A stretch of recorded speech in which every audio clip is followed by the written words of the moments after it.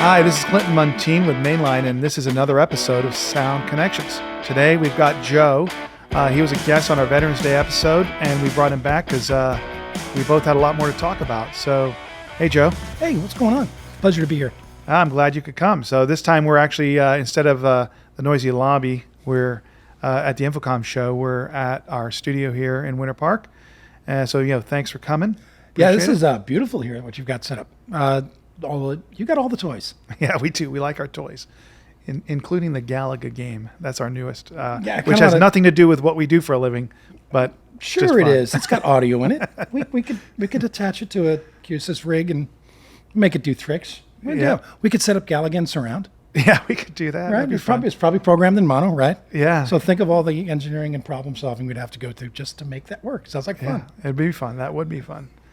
So, you're been in industry a long time, and you're doing some freelance work. You're a freelancer, I guess, but you're not from Florida, right? No, so you're no, living I'm here not. now. But how long have you been here? We came in October 2019, so not quite 2 years. Yeah. Or is it 2 years? It is 2 years. No, it is 2 years. Holy cow! It's already November. It is November. Yeah, I should know that. No worries. Yeah, so it's already November, and so 2 years and a few weeks maybe. Yeah. So what brought you here? I don't know if we mentioned in the last podcast, but I came out here to be the audio supervisor for Blue Man Group, Universal Orlando, to take that flag and operate the show, and then do all the maintenance and mix the shows and work with the Blue Men and the company to kind of keep that creative thing alive and entertaining and energetic. And it was a great team to be a part of. I'm really sorry it went away, or at least the Orlando show went away. It is a shame. I only ever saw it once, and I really enjoyed it and always thought I'd get back. That's a fantastic company. Yeah. I really appreciate the work they do. They are focused on the art and the craft and keeping those people happy and engaged in their seats above all. I'm a fan. I'm a fan of the product that they put out there. It's really good stuff. Great people. So what was next for you? So once you got that news, what'd you do? Well, for a minute there, I don't know that I used my time initially. I used my time very well. I'd look back, I'm a little frustrated. I probably sat around because we were told it would just be a number of weeks. I remember at the beginning of the pandemic, it wasn't going to be long anyway. So I took it as an opportunity to finish spinning up on the specs of the room I was in, finish spinning up on other ideas I planned on putting forward. I had a center fill, or I should say these two mixes in the center that was operating as both a center fill in the rock and roll contents and a center in a surround context. And I was trying to think of a way to manipulate the mix in the Blue Man show to take advantage of both of those. And I thought I had just skinned that cat. And I was, all right, that should work. And, looking at all my firmware and software and things where I could just chart the next 2 or 3 months. When I get back in the chair, this is what I'm going to be able to do with the PA. And then there's all of the ancillary stuff that comes with a gig like that.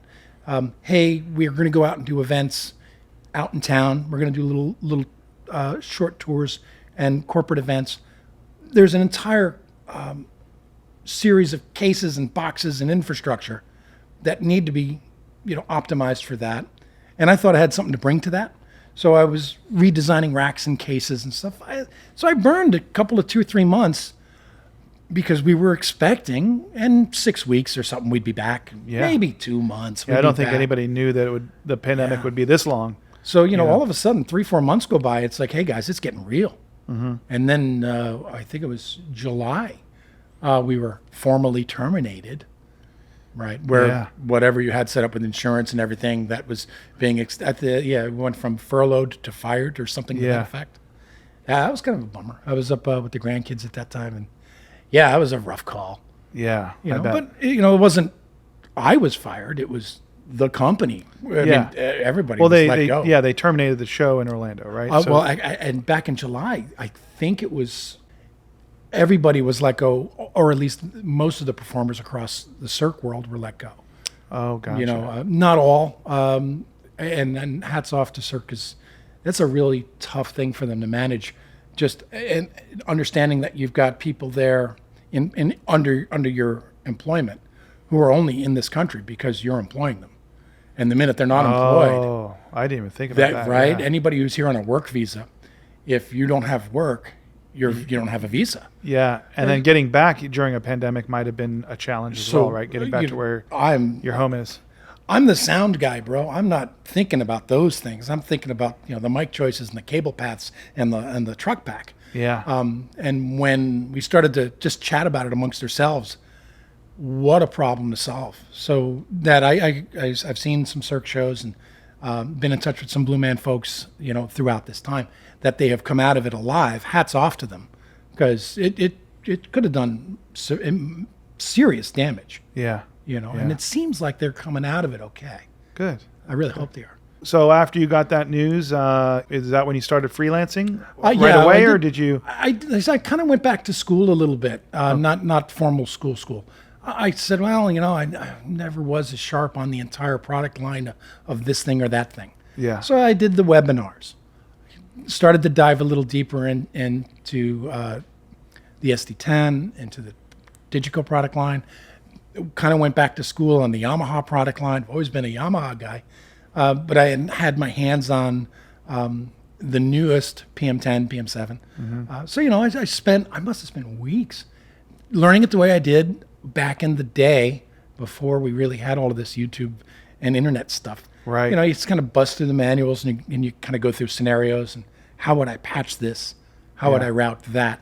It's like, okay, what do you mean the matrix will?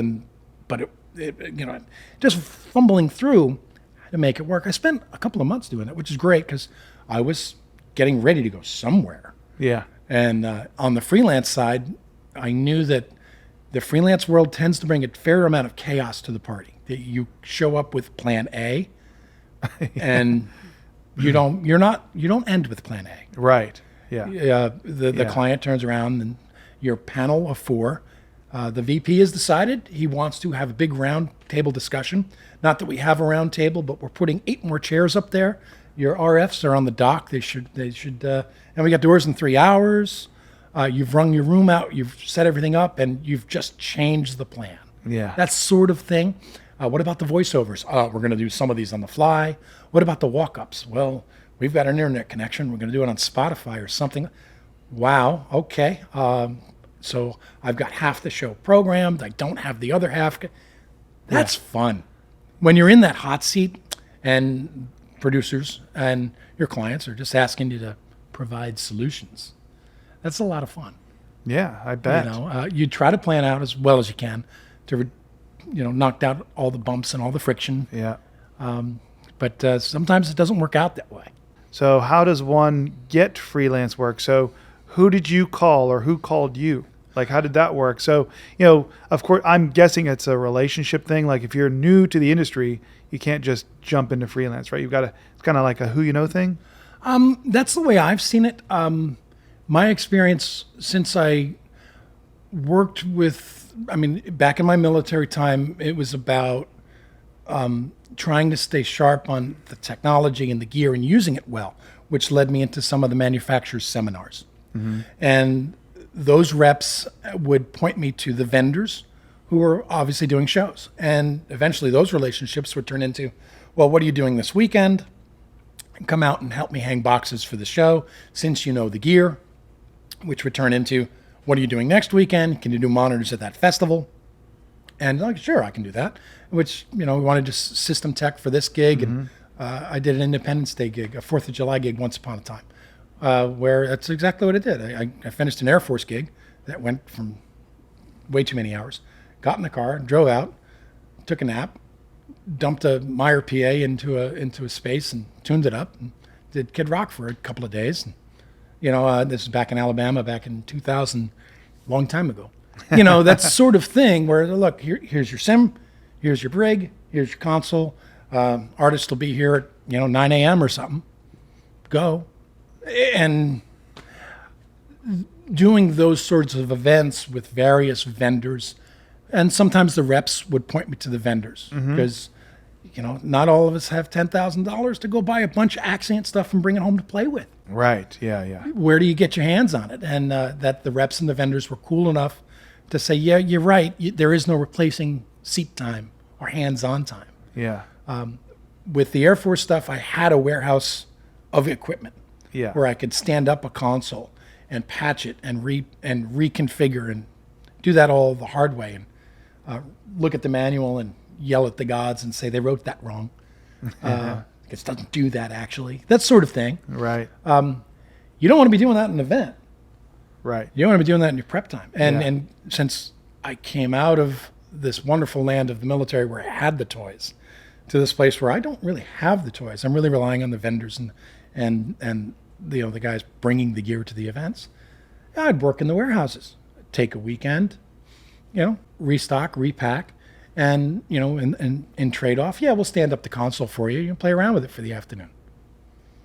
Some of the guys I know here in town, I could call them up if they've got one on the shelf, a wireless unit, a comm system, or a console. If they've got one just standing around, they're kind enough in some cases we can stand it up for you, and you can throw a show in it and bring your own little Pro Tools tracks and patch in it and patch out of it and make it do things. Right.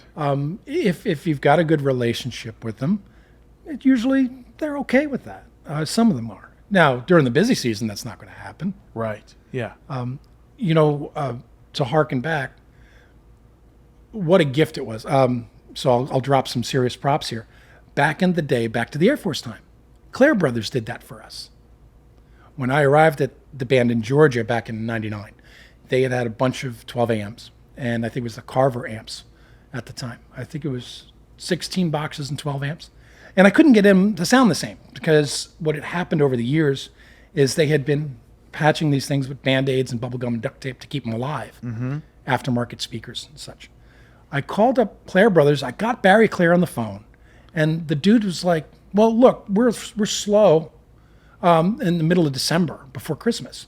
Why don't you and one of your guys just bring the rig up to Lidditz, Pennsylvania. We'll recondition it with you and send you on your way. And we'll call it a couple of grand, or charge you a maintenance fee or something like that. So I turn around to my boss in the Air Force, and he's like, wow. So I get to send two of my techs. All I have to do as the supervisor, right, as for the Air Force, is pay the per diem and hotel, and then pay for the maintenance on the 16 boxes of 12 AMs, something like $2,000 at the manufacturer. So it's done right. Right. And the corporate knowledge and the inside baseball knowledge that my techs get from that is immeasurable. Right. Because no matter what happens on that next gig next month, I've got guys who are really dug deep into the gear.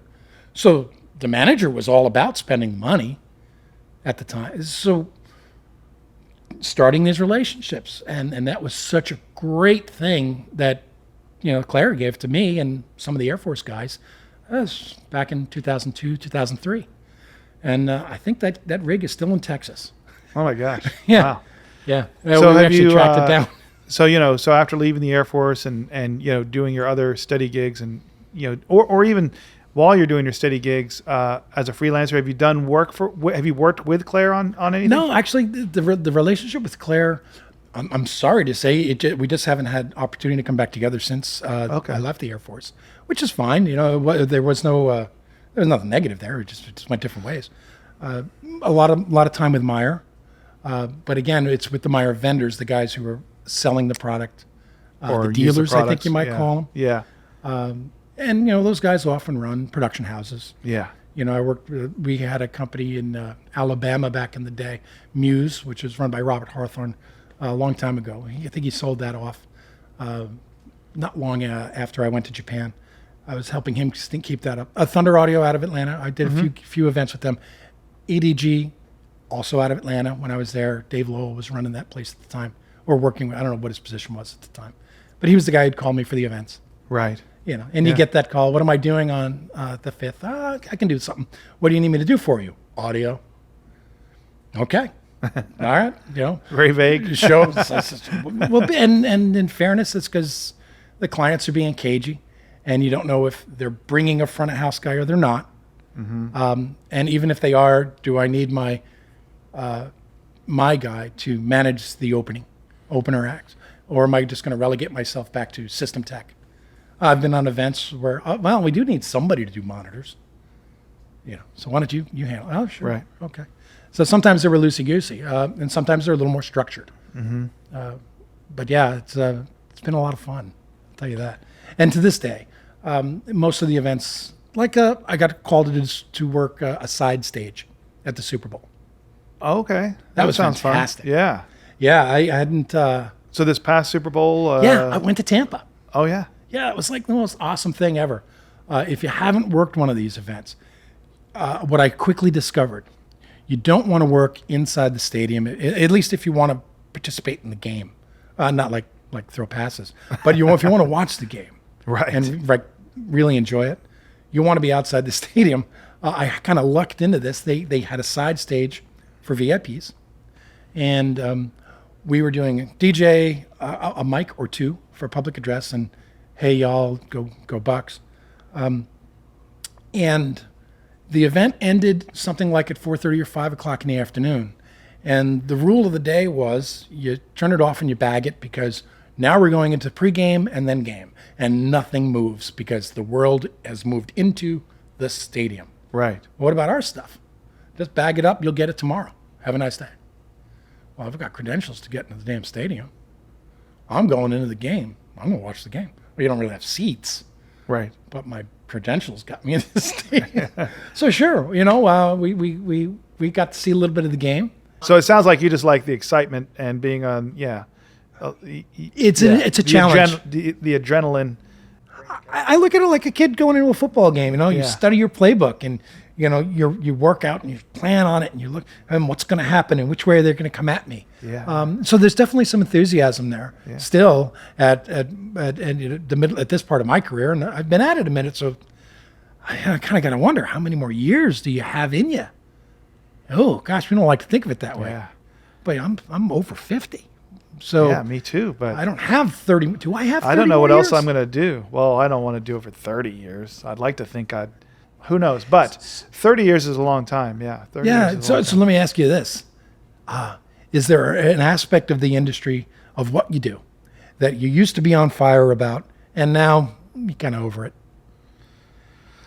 I don't know. That's a Other tough than question. splicing tape. Yeah, other than splicing tape. I've told this story. I think I told it in when I was sitting in that seat in this podcast. But for me, I went to school and wanted to record bands and ended up doing sound effects because I thought that was even better. You mean like Foley? No, sound design. Oh, I see. Yeah. Well, not Foley, digital, right? Sound libraries. Oh, okay. Yeah, for theme parks or movies or whatever, television. So I thought that's what I wanted to do because I enjoyed it. I have a very creative side of me that enjoyed that work. But then when I ended up getting a great gig with a very well-known post-production studio, and interned, got the gig, first person they hired in a long time. They liked my work.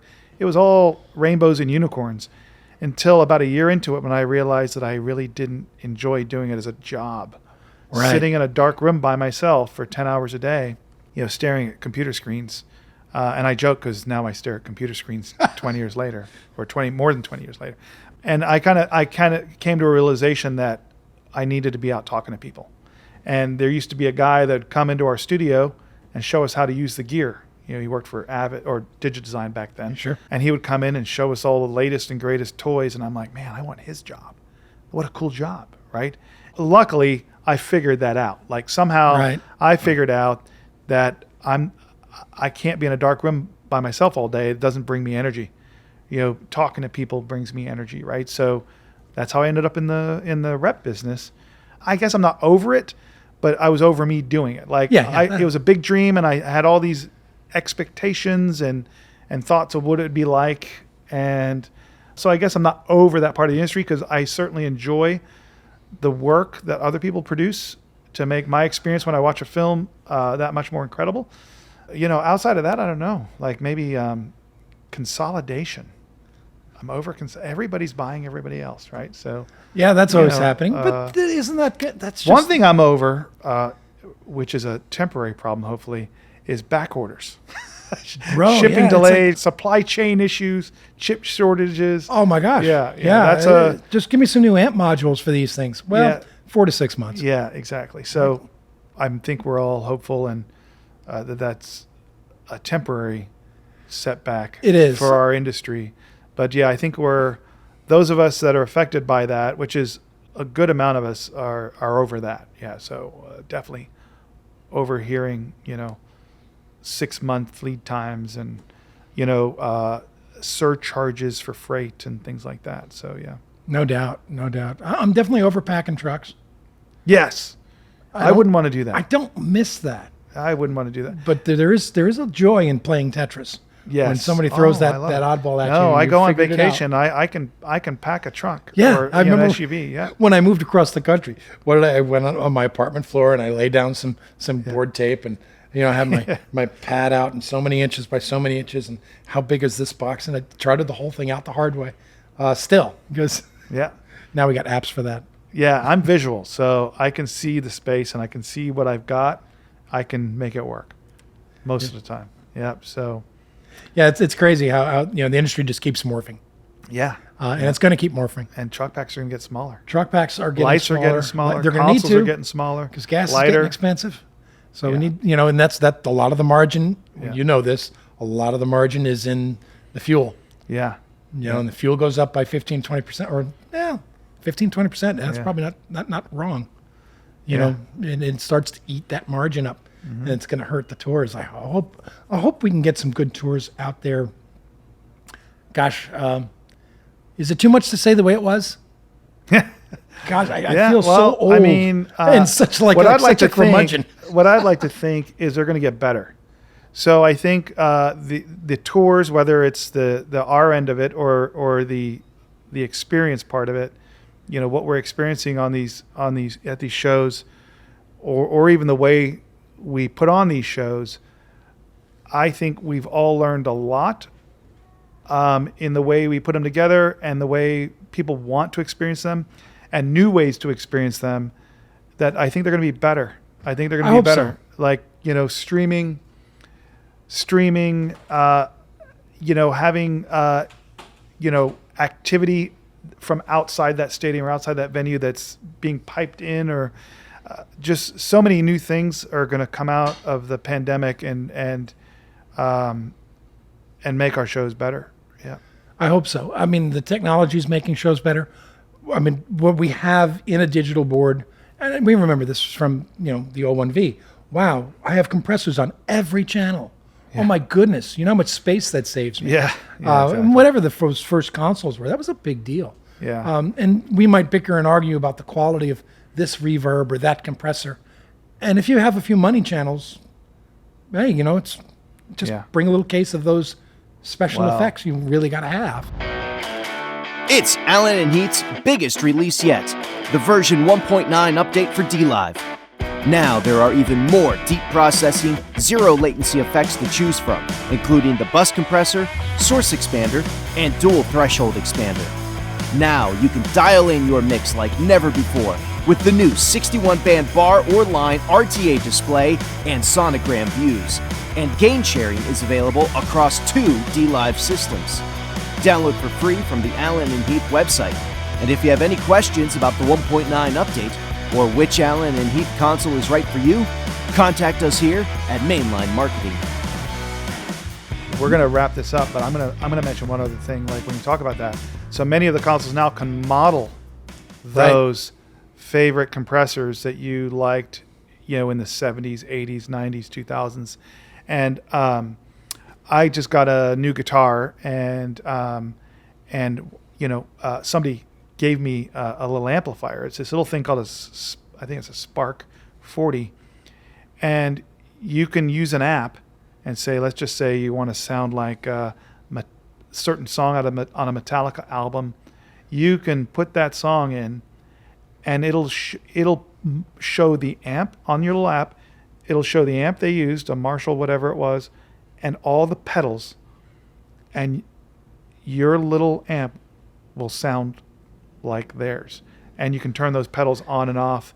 So So you can now, have like, is it quite as good as what? well, it's you know, never quite the no, same. but still, boy, it gets pretty close pretty technology's fast. come a long way, especially for somebody like me that, is really just I'm playing around and Yeah, I still play bass as a yeah. hobby, and I've got a little TC bass amp, BG 215 or whatever, and there are patches and all of the TC pedals and TC sound effects and stuff that are in a phone app. Yeah. And I hold the phone and I hold it to the damn pickup. It sounds like a modem, and poof, there's 2 channels of effects built into the amp, so I can have that TC chorus. Who doesn't love that? And maybe an octave device if I want it. Yeah. So it's not a pedal board. No. They're not quite the but same. still, But it's it was a $350 amp. It weighs nothing. Yeah. It sounds really decent. and who knows? Maybe young people. That's where music is going, and it'll all be apps, and who knows? Who knows? We'll see. But there's definitely more stuff being put in the hands. It's become more accessible yeah. to more people. Yes, It's and that's definitely important. A And that's lower important. barrier of entry. Well, like with music, right? This lower barrier of entry, it's a double-edged sword. There's also more noise out there. Yes. I think, like when I was at the club, I referred to kids who are angry at their parents. Yeah. We've all seen that band. Yes. It's like, yeah. okay, guys, I get it. You don't want to go to college. But that doesn't rule out that there are up-and-coming artists who have access to tools, Yeah. to So to record an album 30 years ago or 20 years ago and make it sound good was really difficult, and you had to pay a lot of money and go to a studio, where now you can get great sound. I mean, look at this little studio. So we have this particular, we have sound treatment in here, but this particular area, there's only a couple of clouds. We've got glass behind me, wall in front of me, air conditioning that I can hear. Yeah. But hopefully when our listeners hear it, it'll sound much better than I'm painting right here. Yeah, I'll bring it into my listening space at the house. I'll Yeah. see if I can't hear anything on it and let you know. So, and then for Right. those of you listening, I heard the doorbell ring, or not ring, but I heard somebody come in the front door. Yeah. But we hopefully made the right mic choices, and got us set up to where we've compensated for all that and created a great recording that, maybe many years ago would have been much tougher to do. Much tougher, even with the knowledge. Yeah. Right, because if I take the knowledge I have today and you drop me back into the early 80s with the equipment back then, I could get it done, but boy, it would be hard. Yeah. Now, the kids coming up, they don't have the experience, right? Because they're the kids coming up, they're getting that experience. Yeah. They're going through those thick books, or they're not going through the books. No. The Yamaha Sound Reinforcement Yeah. Handbook, they Oh, don't do yeah. that anymore. I don't know. Maybe. Because the fundamentals are the same. The fundamentals are the same, but they access them differently. Yeah. Control F. Try that on the book. Yeah. It's like I'm looking Yeah. for the Or word YouTube. polarity. It's all YouTube. YouTube's Yeah. your friend. YouTube. There's a lot of good data out there. So now I think you can get spun up pretty quick Yeah. on some of the basic do's and don'ts. Yeah. That was one of the things about SynodCon I liked. Yeah. They brought things into such a tangible thing. Here's what the speaker's doing, and if you put it next to a wall, that's your obvious result. So here's the money shot. Can you put it somewhere else? Yeah. What? We don't get into buy a different speaker. Right. And it's like, no, this is what it's doing. This is why it's doing what it's doing. Your first best answer is not put it there. Right. Oh, yeah, I guess so. Yeah. It's like, well, all right, since it's put there, what's that going to cost you? Yeah. And then all of a sudden you get into other high level questions. Where are the money seats? Oh, the CEO is sitting here. We're good. Yeah. He's sitting there. Huh. Okay, we need to have a conversation because of all of these other parameters, that's not going to sound really good. And maybe the answer's deal with it. He doesn't care. He's deaf in one ear. Or maybe that's not acceptable. Yeah, he's a audiophile and cares a lot. Yeah. Right. So, you don't know who you're dealing with. Or one event back in Vegas. It was one of the first 4K LED walls. And this was in the MGM Grand Garden, took up the whole space. And the A1 at the time, corporate event, Billy Walsh, who's a monster and a killer engineer, the answer was, well, all right, the PA's in the way of the screen, and the screen is kind of the star of the show. And they asked me to move it. So we dropped the PA, and we rehung it, and we put it back up. It was one of the few events where the PA went up and down a few times. This is 2 days before the show. And it just got smaller and smaller. And he such a pro the guy is, he's managing that relationship, explaining, guys, this is going to hurt your audio a little bit, but I get it. It's not a problem. I can put some front fills up, which are second and third best answers. The hang we had was the best answer, and everybody seems to understand that. And you're getting into an environment where the drive is, yeah, but we need to see that new thing. We need to see that screen. Yeah. And being the pro he is, he doesn't fight that. Yeah. He explains there's a cost benefit here. He's facilitating their event. Right. So the next thing, solution for that would be transparent speakers, right? So yeah, I guess we got to get to work. I remember the carbon fiber speaker phase that went on for like 10 minutes. Yeah. I don't see those anymore. But transparent speakers. Yeah, that'd be good. Why Or not? just somehow move air, with, I don't know. I guess I got to get on that. All right. Well, Joe, thank you very much for Thanks coming. for having me. It's been And fun. I'm glad that we got to talk more about your story, and make some more connections. So, Sound connections. Yeah, sound connections. That's exactly what we're doing, right? So there's going to be people out there that are going to connect with you that may or may not know you, and hopefully some of what we talked about, I don't know, makes them want to reach out to you, or just gives them, they got a little bit piece of advice out of it, whatever it might be. So that's what this podcast is about. Yeah, it's really great. And I'm listening to all your back catalog stuff. Really like listening to the podcast. Cool. There's a lot of smart people dropping some really good knowledge bombs. Yeah, the next one, an honor to be a part of it in any way. The next one is a really good one, I think. Jason Waffle. So by the time people hear this one, though, he would have already aired. But that's a good one. He's a RF guy, works for Shure, so he was here and visited, and we got him in. So I look forward to getting more. Yeah, those RF and guys. guys. Because I've done some coordination. Yeah. That's a rough world, man. Yeah. You're going from hero to zero, and it's because of that one guy. He's the new guy. He's 3 rooms over. Or somebody came in that you didn't know was coming in. That's exactly what I mean. It's we talk about some of that. So that's a good episode. I'll be listening in for that. 'Cause, Awesome. It's always more to learn. Well, thanks for coming in. Thanks for having me. And thank you, everyone, for listening to our episode of Sound Connections. Hope you tune in for the next one.